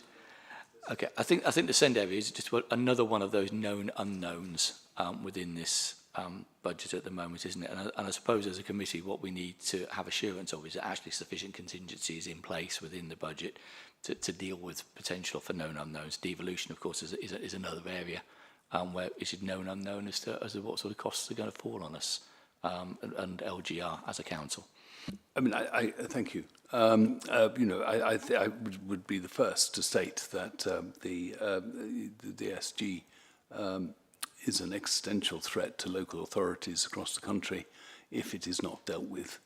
The others you mentioned, LGR, Devo, we have made assumptions for, and so same would apply to the question Steve had on Norwich Western Link earlier.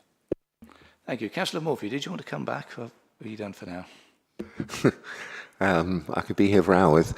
No, but I still make the point, I still return to the point about productivity, and you can call it best value, going back for ages, value for money, whatever you like, but that's what people want to see. It's not just the quantum of money, it's how the money is being spent, and we need to be able to demonstrate that we are getting, call it value for money, if you like, but what does that actually mean, and what does productivity mean? Yes, it might be different, in fact, it will be different in different departments. You probably wouldn't measure productivity in highways in the same way as you would in adult social care, but we need to be able to measure those things. I think there's the old saying, if you can't measure it, it doesn't exist. So if there is no measurement of productivity, what does that actually tell people when we are saying we are improving things? We need to have those sorts of things in place. I think we'll say that as a rhetorical question at this stage. Okay, Councillor Vowett. Yeah, just almost everything that I wanted to say has been covered. Just a couple of things. The rising interest rates, which were mentioned as helpful to our pension contribution, I presume that there's a downside, which is the cost of borrowing, and I wondered how those two things stack up. You save a little bit on the pension contribution, but are we also finding that there are matching costs? My second question is about the fining the utility companies if they go over time. I'm wondering whether there's any compensation to businesses, because obviously it's nice for us to get a little income, but the real cost from some of these roadworks is to the economic situation of the businesses affected, and it's kind of would be nice if they could see some help too. And on productivity, obviously, generally productivity beyond the bounds of this council, which is key, obviously, to our business rates and council tax and so on. I guess that the preventative measure here is health and prevention of social deprivation to ensure that we've actually got workers who can work. So in that sense, our investments in healthy living and prevention of problems before they arise are also contributions to long-term improvement of productivity in the workforce generally.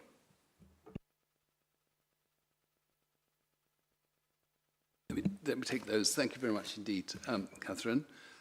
So interest rates.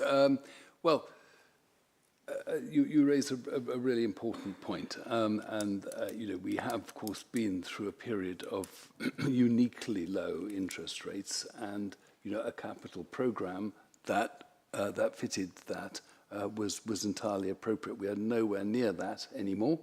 And I have spoken frequently when talking about the finance monitoring report every month of a ceiling that we now put on of £50 million per annum in terms of this council's borrowing requirements. So, it is a constant challenge to ensure that that spending departments use the government's money first before resorting to our own borrowing wherever possible. So, so we have taken steps wherever we can to keep that bill down, because you're absolutely right. Particularly when you add MRP in, which is the slightly strange way in which local authorities account for the repayment of principal, we're probably looking at we're up to over 7.8% or something now on the money. That's interest plus MRP, about 4% on interest rates at the moment. So, our capital spend is something we care about. But it's been interesting. One of the debates when we go through this local government reorganisation is, the size of county council's debt, nearly 800 or 900 million. Point is, what do we do? I mean, what does this council sit here and do? It builds roads, it builds schools, it builds housing with care. Of course we got, and we pay for it over a sort of long-term 50-year repayment process. I wish I could get 50 years at the sort of rates we get. Just thought I'd get that little bit in. But 4% is the sort of basic rate now. Interest rate costs is timing of utilities. Well, I fear, no. We have a legal system which is the best that money can buy, of course, in this country, and with the greatest respect. And therefore, we don't have any compensation that's available to private businesses that have to go and thrown upon their own resources. Thank you. No other members have indicated. I'll draw you to the recommendations which are on page 12. I won't read through them. They're listed there on page 12. In terms of the discussion we've had this morning, we've covered a number of points. We've clarified the position about the actual aerial fund valuation on the pensions, so we've answered on that. We've confirmed that there are a lot of known unknowns within this budget situation, both in terms of the local government settlement, fair funding reviews, and all sorts of ways in which our costs might increase in the future, particularly with regard to legislation and government requirements. We've had a discussion about vacancies and the removal of management posts this morning. We've looked at issues around income generation and Councillor Long's imaginative suggestion around the website and around advertising on that. We've had a discussion this morning about whether or not we should be consulting on levels of council tax above 5%. There's been a difference of opinion on that matter. We've had discussion around the central reserve and the pressure on this and how that is going to be used as far as spend to save is concerned. There's been comments around how transformation is presented within these reports which come to committee, and it would be better to have a bit more narrative and figures around how transformation is delivering, together also with a greater idea of the overall budgets in particular service areas and what the proposed percentage changes are going to be. Looking further down the list, again, further known unknowns in terms of the CQC situation and also SEND. And we've had various comments around productivity within the council sector and how we go about removing red tape. And we all tear our hair out when it comes to highways and the amount of red tape and the number of roadworks that there are. Beyond that, is there anything I've missed from that summing up, councillors? I think we've covered most areas. I didn't mention Western Link. It always gets mentioned, and we've had the question around the capitalisation, and we're still waiting for that information. Okay, taking all of that into account, you have the recommendations on page 12. Are we agreed and are we content that we've covered all of those members? Thank you very much indeed for that presentation. In which case, what I'm suggesting we do is we just roll forwards today. And we're going to go forwards to number 8, overview of Norfolk County Council's policy framework. And I'll look to Mr. Hopper, who's going to introduce that item.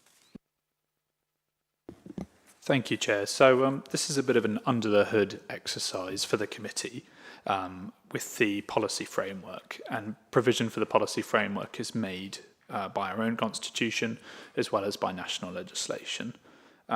So the actions will set out what's expected of committee today and sort of the key areas that we want to look at.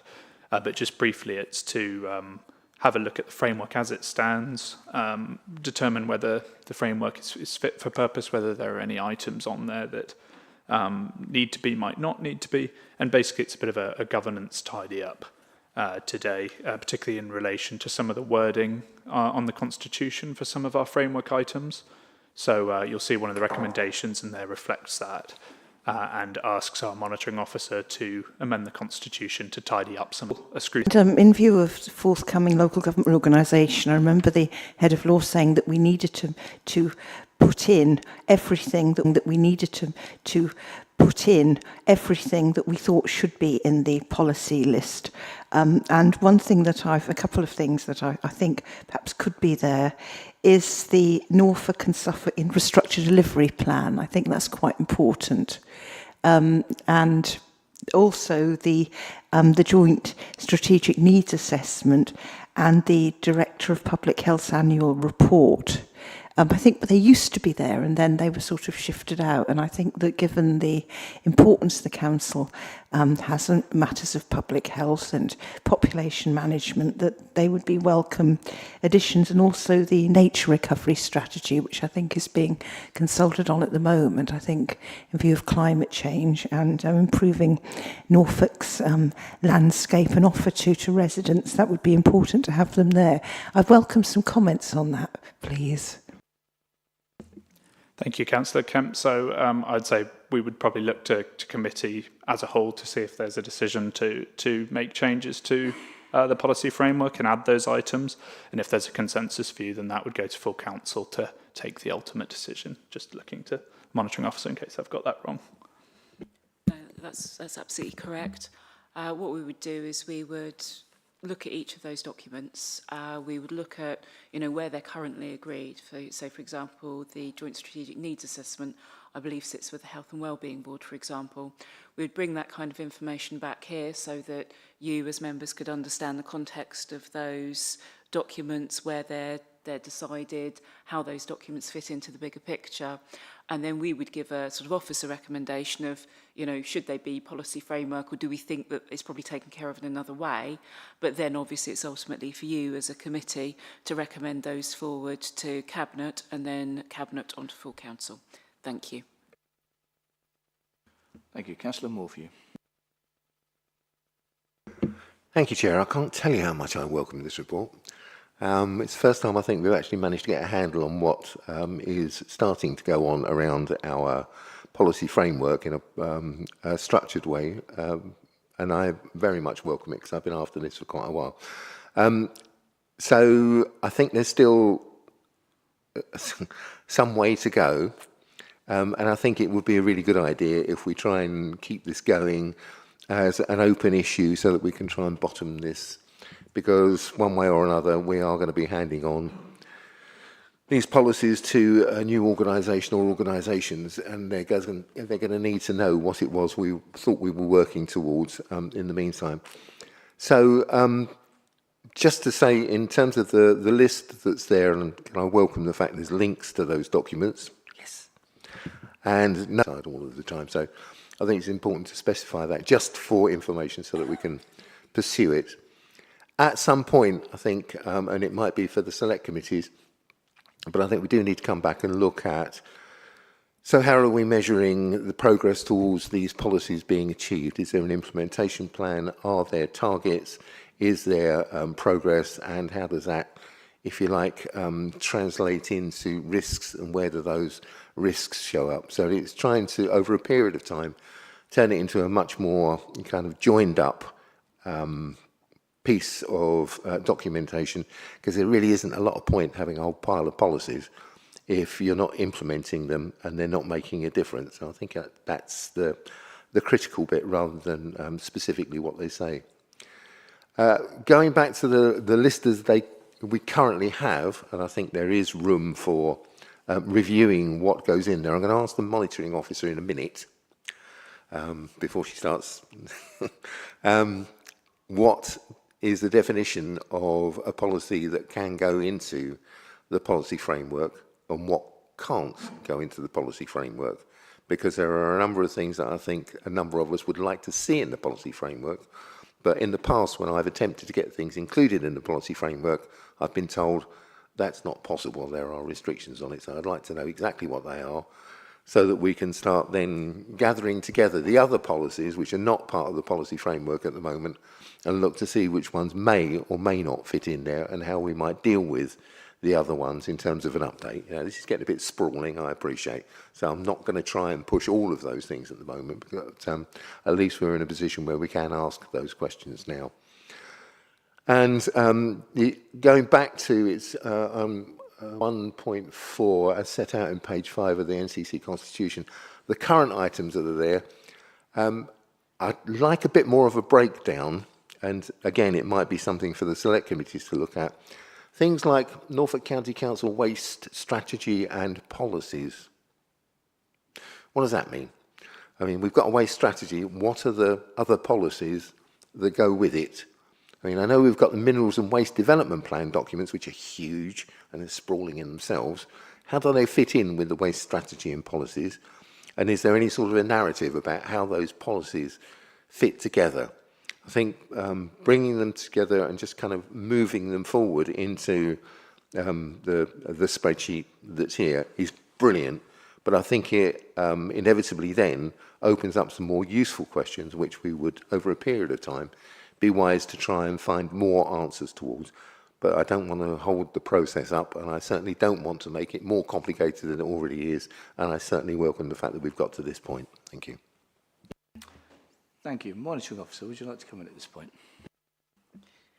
Thank you very much. So I think it's probably helpful if I do a written note for the committee on the legal position of documentary or plan on. And essentially there's case law that suggests that it must be high level. So it must be, you know, a strategic position ultimately, not one of great detail. Otherwise one risks, so when the full council adopt it, stepping into the space that the cabinet inhabits. So there's got to be a line between the cabinet's delivery of matters and a strategic approach set by the full council. I mean, that is nuanced, and I've sought legal advice on it previously as well from barrister colleagues. And so I'm very, very happy to share that information wrapped up with the committee. But as I say, it's probably one better in writing, given the subtle nuances between what is a plan or strategy capable of being adopted by the authority as its own plan or strategy, and also at what line does it become so detailed as to be stepping into the shoes of the executive. That's quite a nuanced discussion. It's probably best set out in writing. Or if it would like to do that informally as well, that's something to decide, I guess, at that point. Just to say as well, the point about how we're measuring the delivery of the policies, that obviously would fall to the select committee, as you alluded to. Recommendations is for the respective select committees to then have a look at the policy framework items that report to them. So I hope that answers the questions. Thank you. And just in terms of coming in as chair, under recommendation 2 that we have, I'd say, in terms of looking at performance measures and the like in relation to those policy framework items, I would have thought that was implicit in conducting scrutiny and review, which those select committees will be doing. So I'm not sure we necessarily need to make that clear.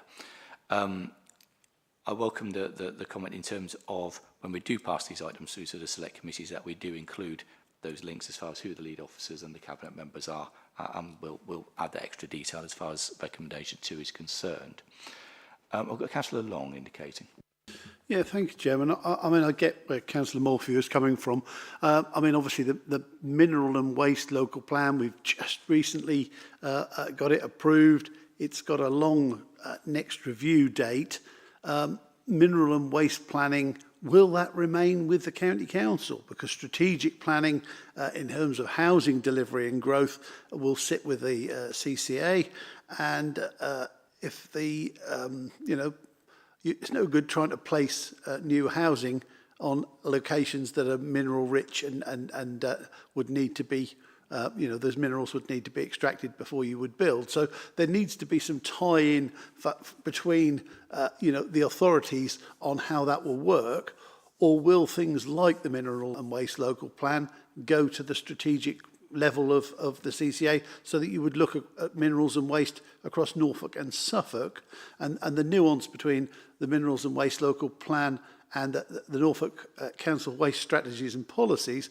Obviously, the Minerals and Waste is a planning document for delivering capacity within minerals and capacity within waste facilities within Norfolk, and sets the framework that the Planning Regulatory Committee works to in making its determinations. And of course, the other document is how, as an authority, we reduce and implement waste policy. So one's sort of a functional piece of document, and the other is a strategy. So is the local waste plan, does that fit the bill? I think it's one of the ones that technically has to be included on this list, but actually it's it's absolutely matter of fact. It'll dig some sand out from there, and there's no sand there at all. So it's pretty technical in that it has to deliver a function. But there's no, we haven't really got a lot of sway over it as councillors, because it would be daft to put a plan in place to dig out gravel where there is no gravel, or silica sand where there's no silica sand. Thank you, Councillor Long. I think you also answered your question there yourself somewhat, in that some of the items are statutory, so therefore we're required by government to have them on there, and this is absolutely one of them. But yeah, I think it's important to make that distinction between the two waste policies that are on there, and that one is to do with waste disposal and the other is our land use policy.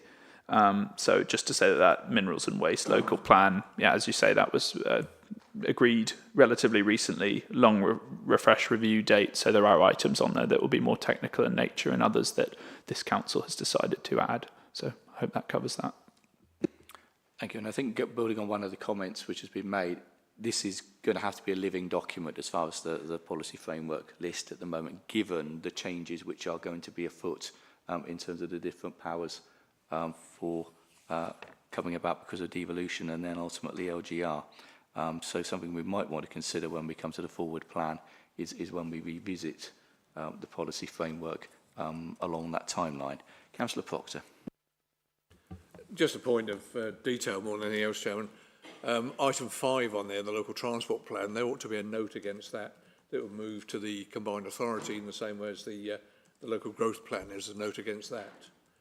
And then I think there's a proposal recommendation about taking the investment and treasury management strategy out. Well, I think in the context of the detail around that, I would agree with that as well. Okay, thank you. I've had Councillor Kemp indicate. Thank you, Chair. Yes, I've just got a couple of other things to add. I'd like to point out that under the waste strategy and policies, it includes Appendix M, which is when Council set the policy of no incineration in Norfolk. So that's quite important, certainly to us in West Norfolk. But also, why isn't there a policy in the policy framework, doesn't seem to be, for libraries and museums? Libraries are statutory, and with museums we hold so many assets in trust for the population going forward. We do approve a library policy, so shouldn't those items be there?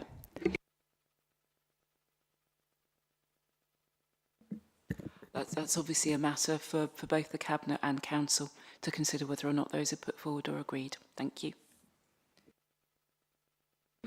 Thank you. I'm not sure I've seen any other members indicate at this stage. What we've got is a set of recommendations for us.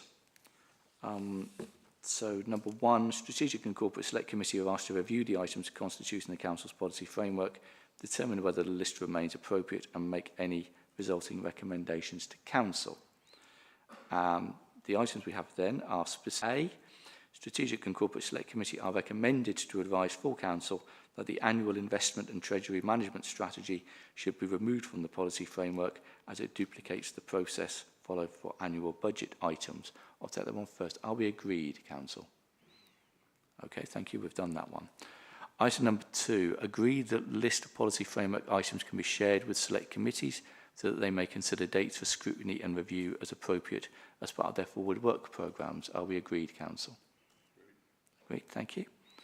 And then finally, subject to any changes recommended to the monitoring officer, that the Constitution is amended to provide clarity on which items constitute the policy framework. I think that's a bit of housekeeping. All agreed? Thank you. I haven't had any other proposals be made at this stage, but clearly, as I say, this is going to be a living document, and it's something which we might want to consider when we come to our next item, the Forward Work Programme. So let's move on to the Forward Work Programme, and I'll hand over to you, Tristan. Thank you, Chair. So, yeah, as you say, there's a few items that we might want to make room for, and I think particularly following last committee's meeting on devolution, it was thought that January might be a good time to then again look at some of those emerging proposals around devolution, and that perhaps time-critical items, items that are not time-critical could perhaps move to March's meeting where there's a gap, but I'll let committee sort of formally take that forward. The only other thing to highlight for the work programme itself is that for November's meeting, which is just round the corner, the work programming report will contain information on working groups at the council, member working groups, and that is going to come to committee to look at the role of those groups and whether or not they think they need to continue or whether there need to be any changes to those groups. So just to flag, that will come in November's report. Thanks. Thank you. Councillor Morphew. Thank you, Chair. Almost following on from the last one, and I think, right, we do need to keep that as a kind of a rolling piece of business that we continue to look at, given the context that we're in. The matter that I was referring to associated with highways is, I think, also of significance because I think we've still got a gap in our governance structure for how we record decisions that are taken under delegated decisions, how we publish them and how they can be called in, if appropriate, by select committees. We don't have such a register. There is clearly something out there which says we should do, and I think it would be useful to have a report coming to this committee in the near future to give us some clarity and a bit of structure to work within. Thank you.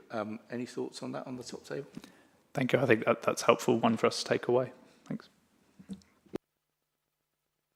Thank you. Any other comments from members?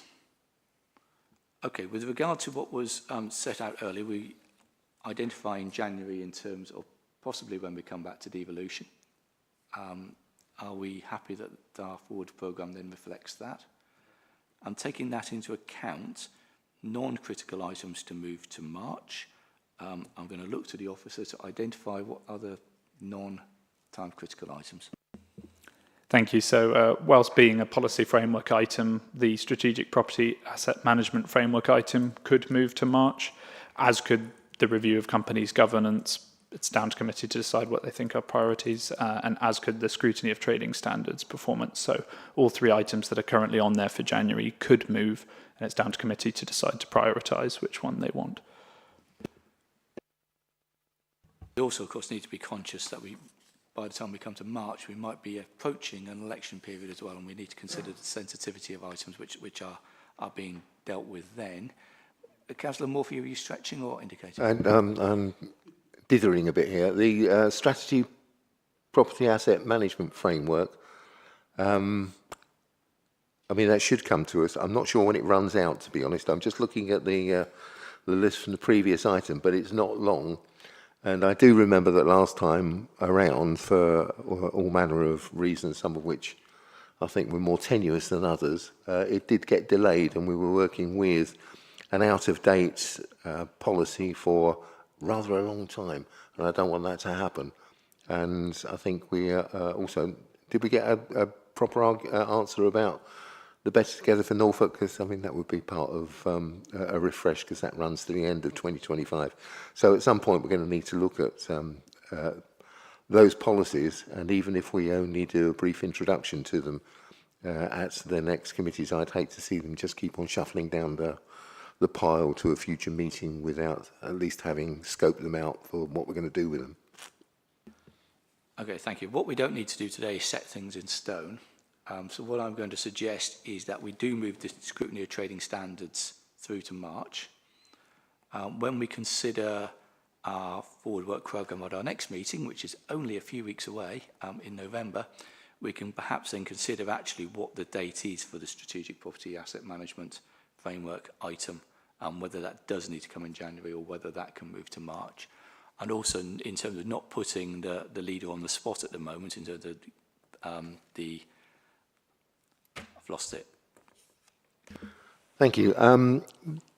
It's associated with the devolution and local government review, and I'm asking for a briefing note to start with. It might finish up as something I'm suggesting for the forward work. But the government carried out a consultation on neighbourhood governance review. It was M8CLG, and that closed a couple of weeks ago. It went from about 16th of September to the 7th of October. I think it just kind of wafted by us. I don't know whether or not we did put in any sort of a response to it as an authority. If we did, can we have a copy, please? Thank you. I'm sure that is noted. Okay, thank you. Just again, drawing on the last item, just so we have a placeholder for it in terms of any future review of the policy framework. Every 6 months seems like a convenient number, and that would conveniently fall into March. So if we add that in as a placeholder at this time, at this stage, we might know a bit more what we're doing as far as the future is concerned by March, or we might not. So moving trading standards through to March, putting devolution in January, policy framework in for March, and we'll have some updates next month on whether or not there were any other changes to happen. Taking all those into account, are we agreed on the forward work programme? Agreed. Thank you very much. That's the end of business today. That's the end of the meeting. Thank you very much, councillors and officers.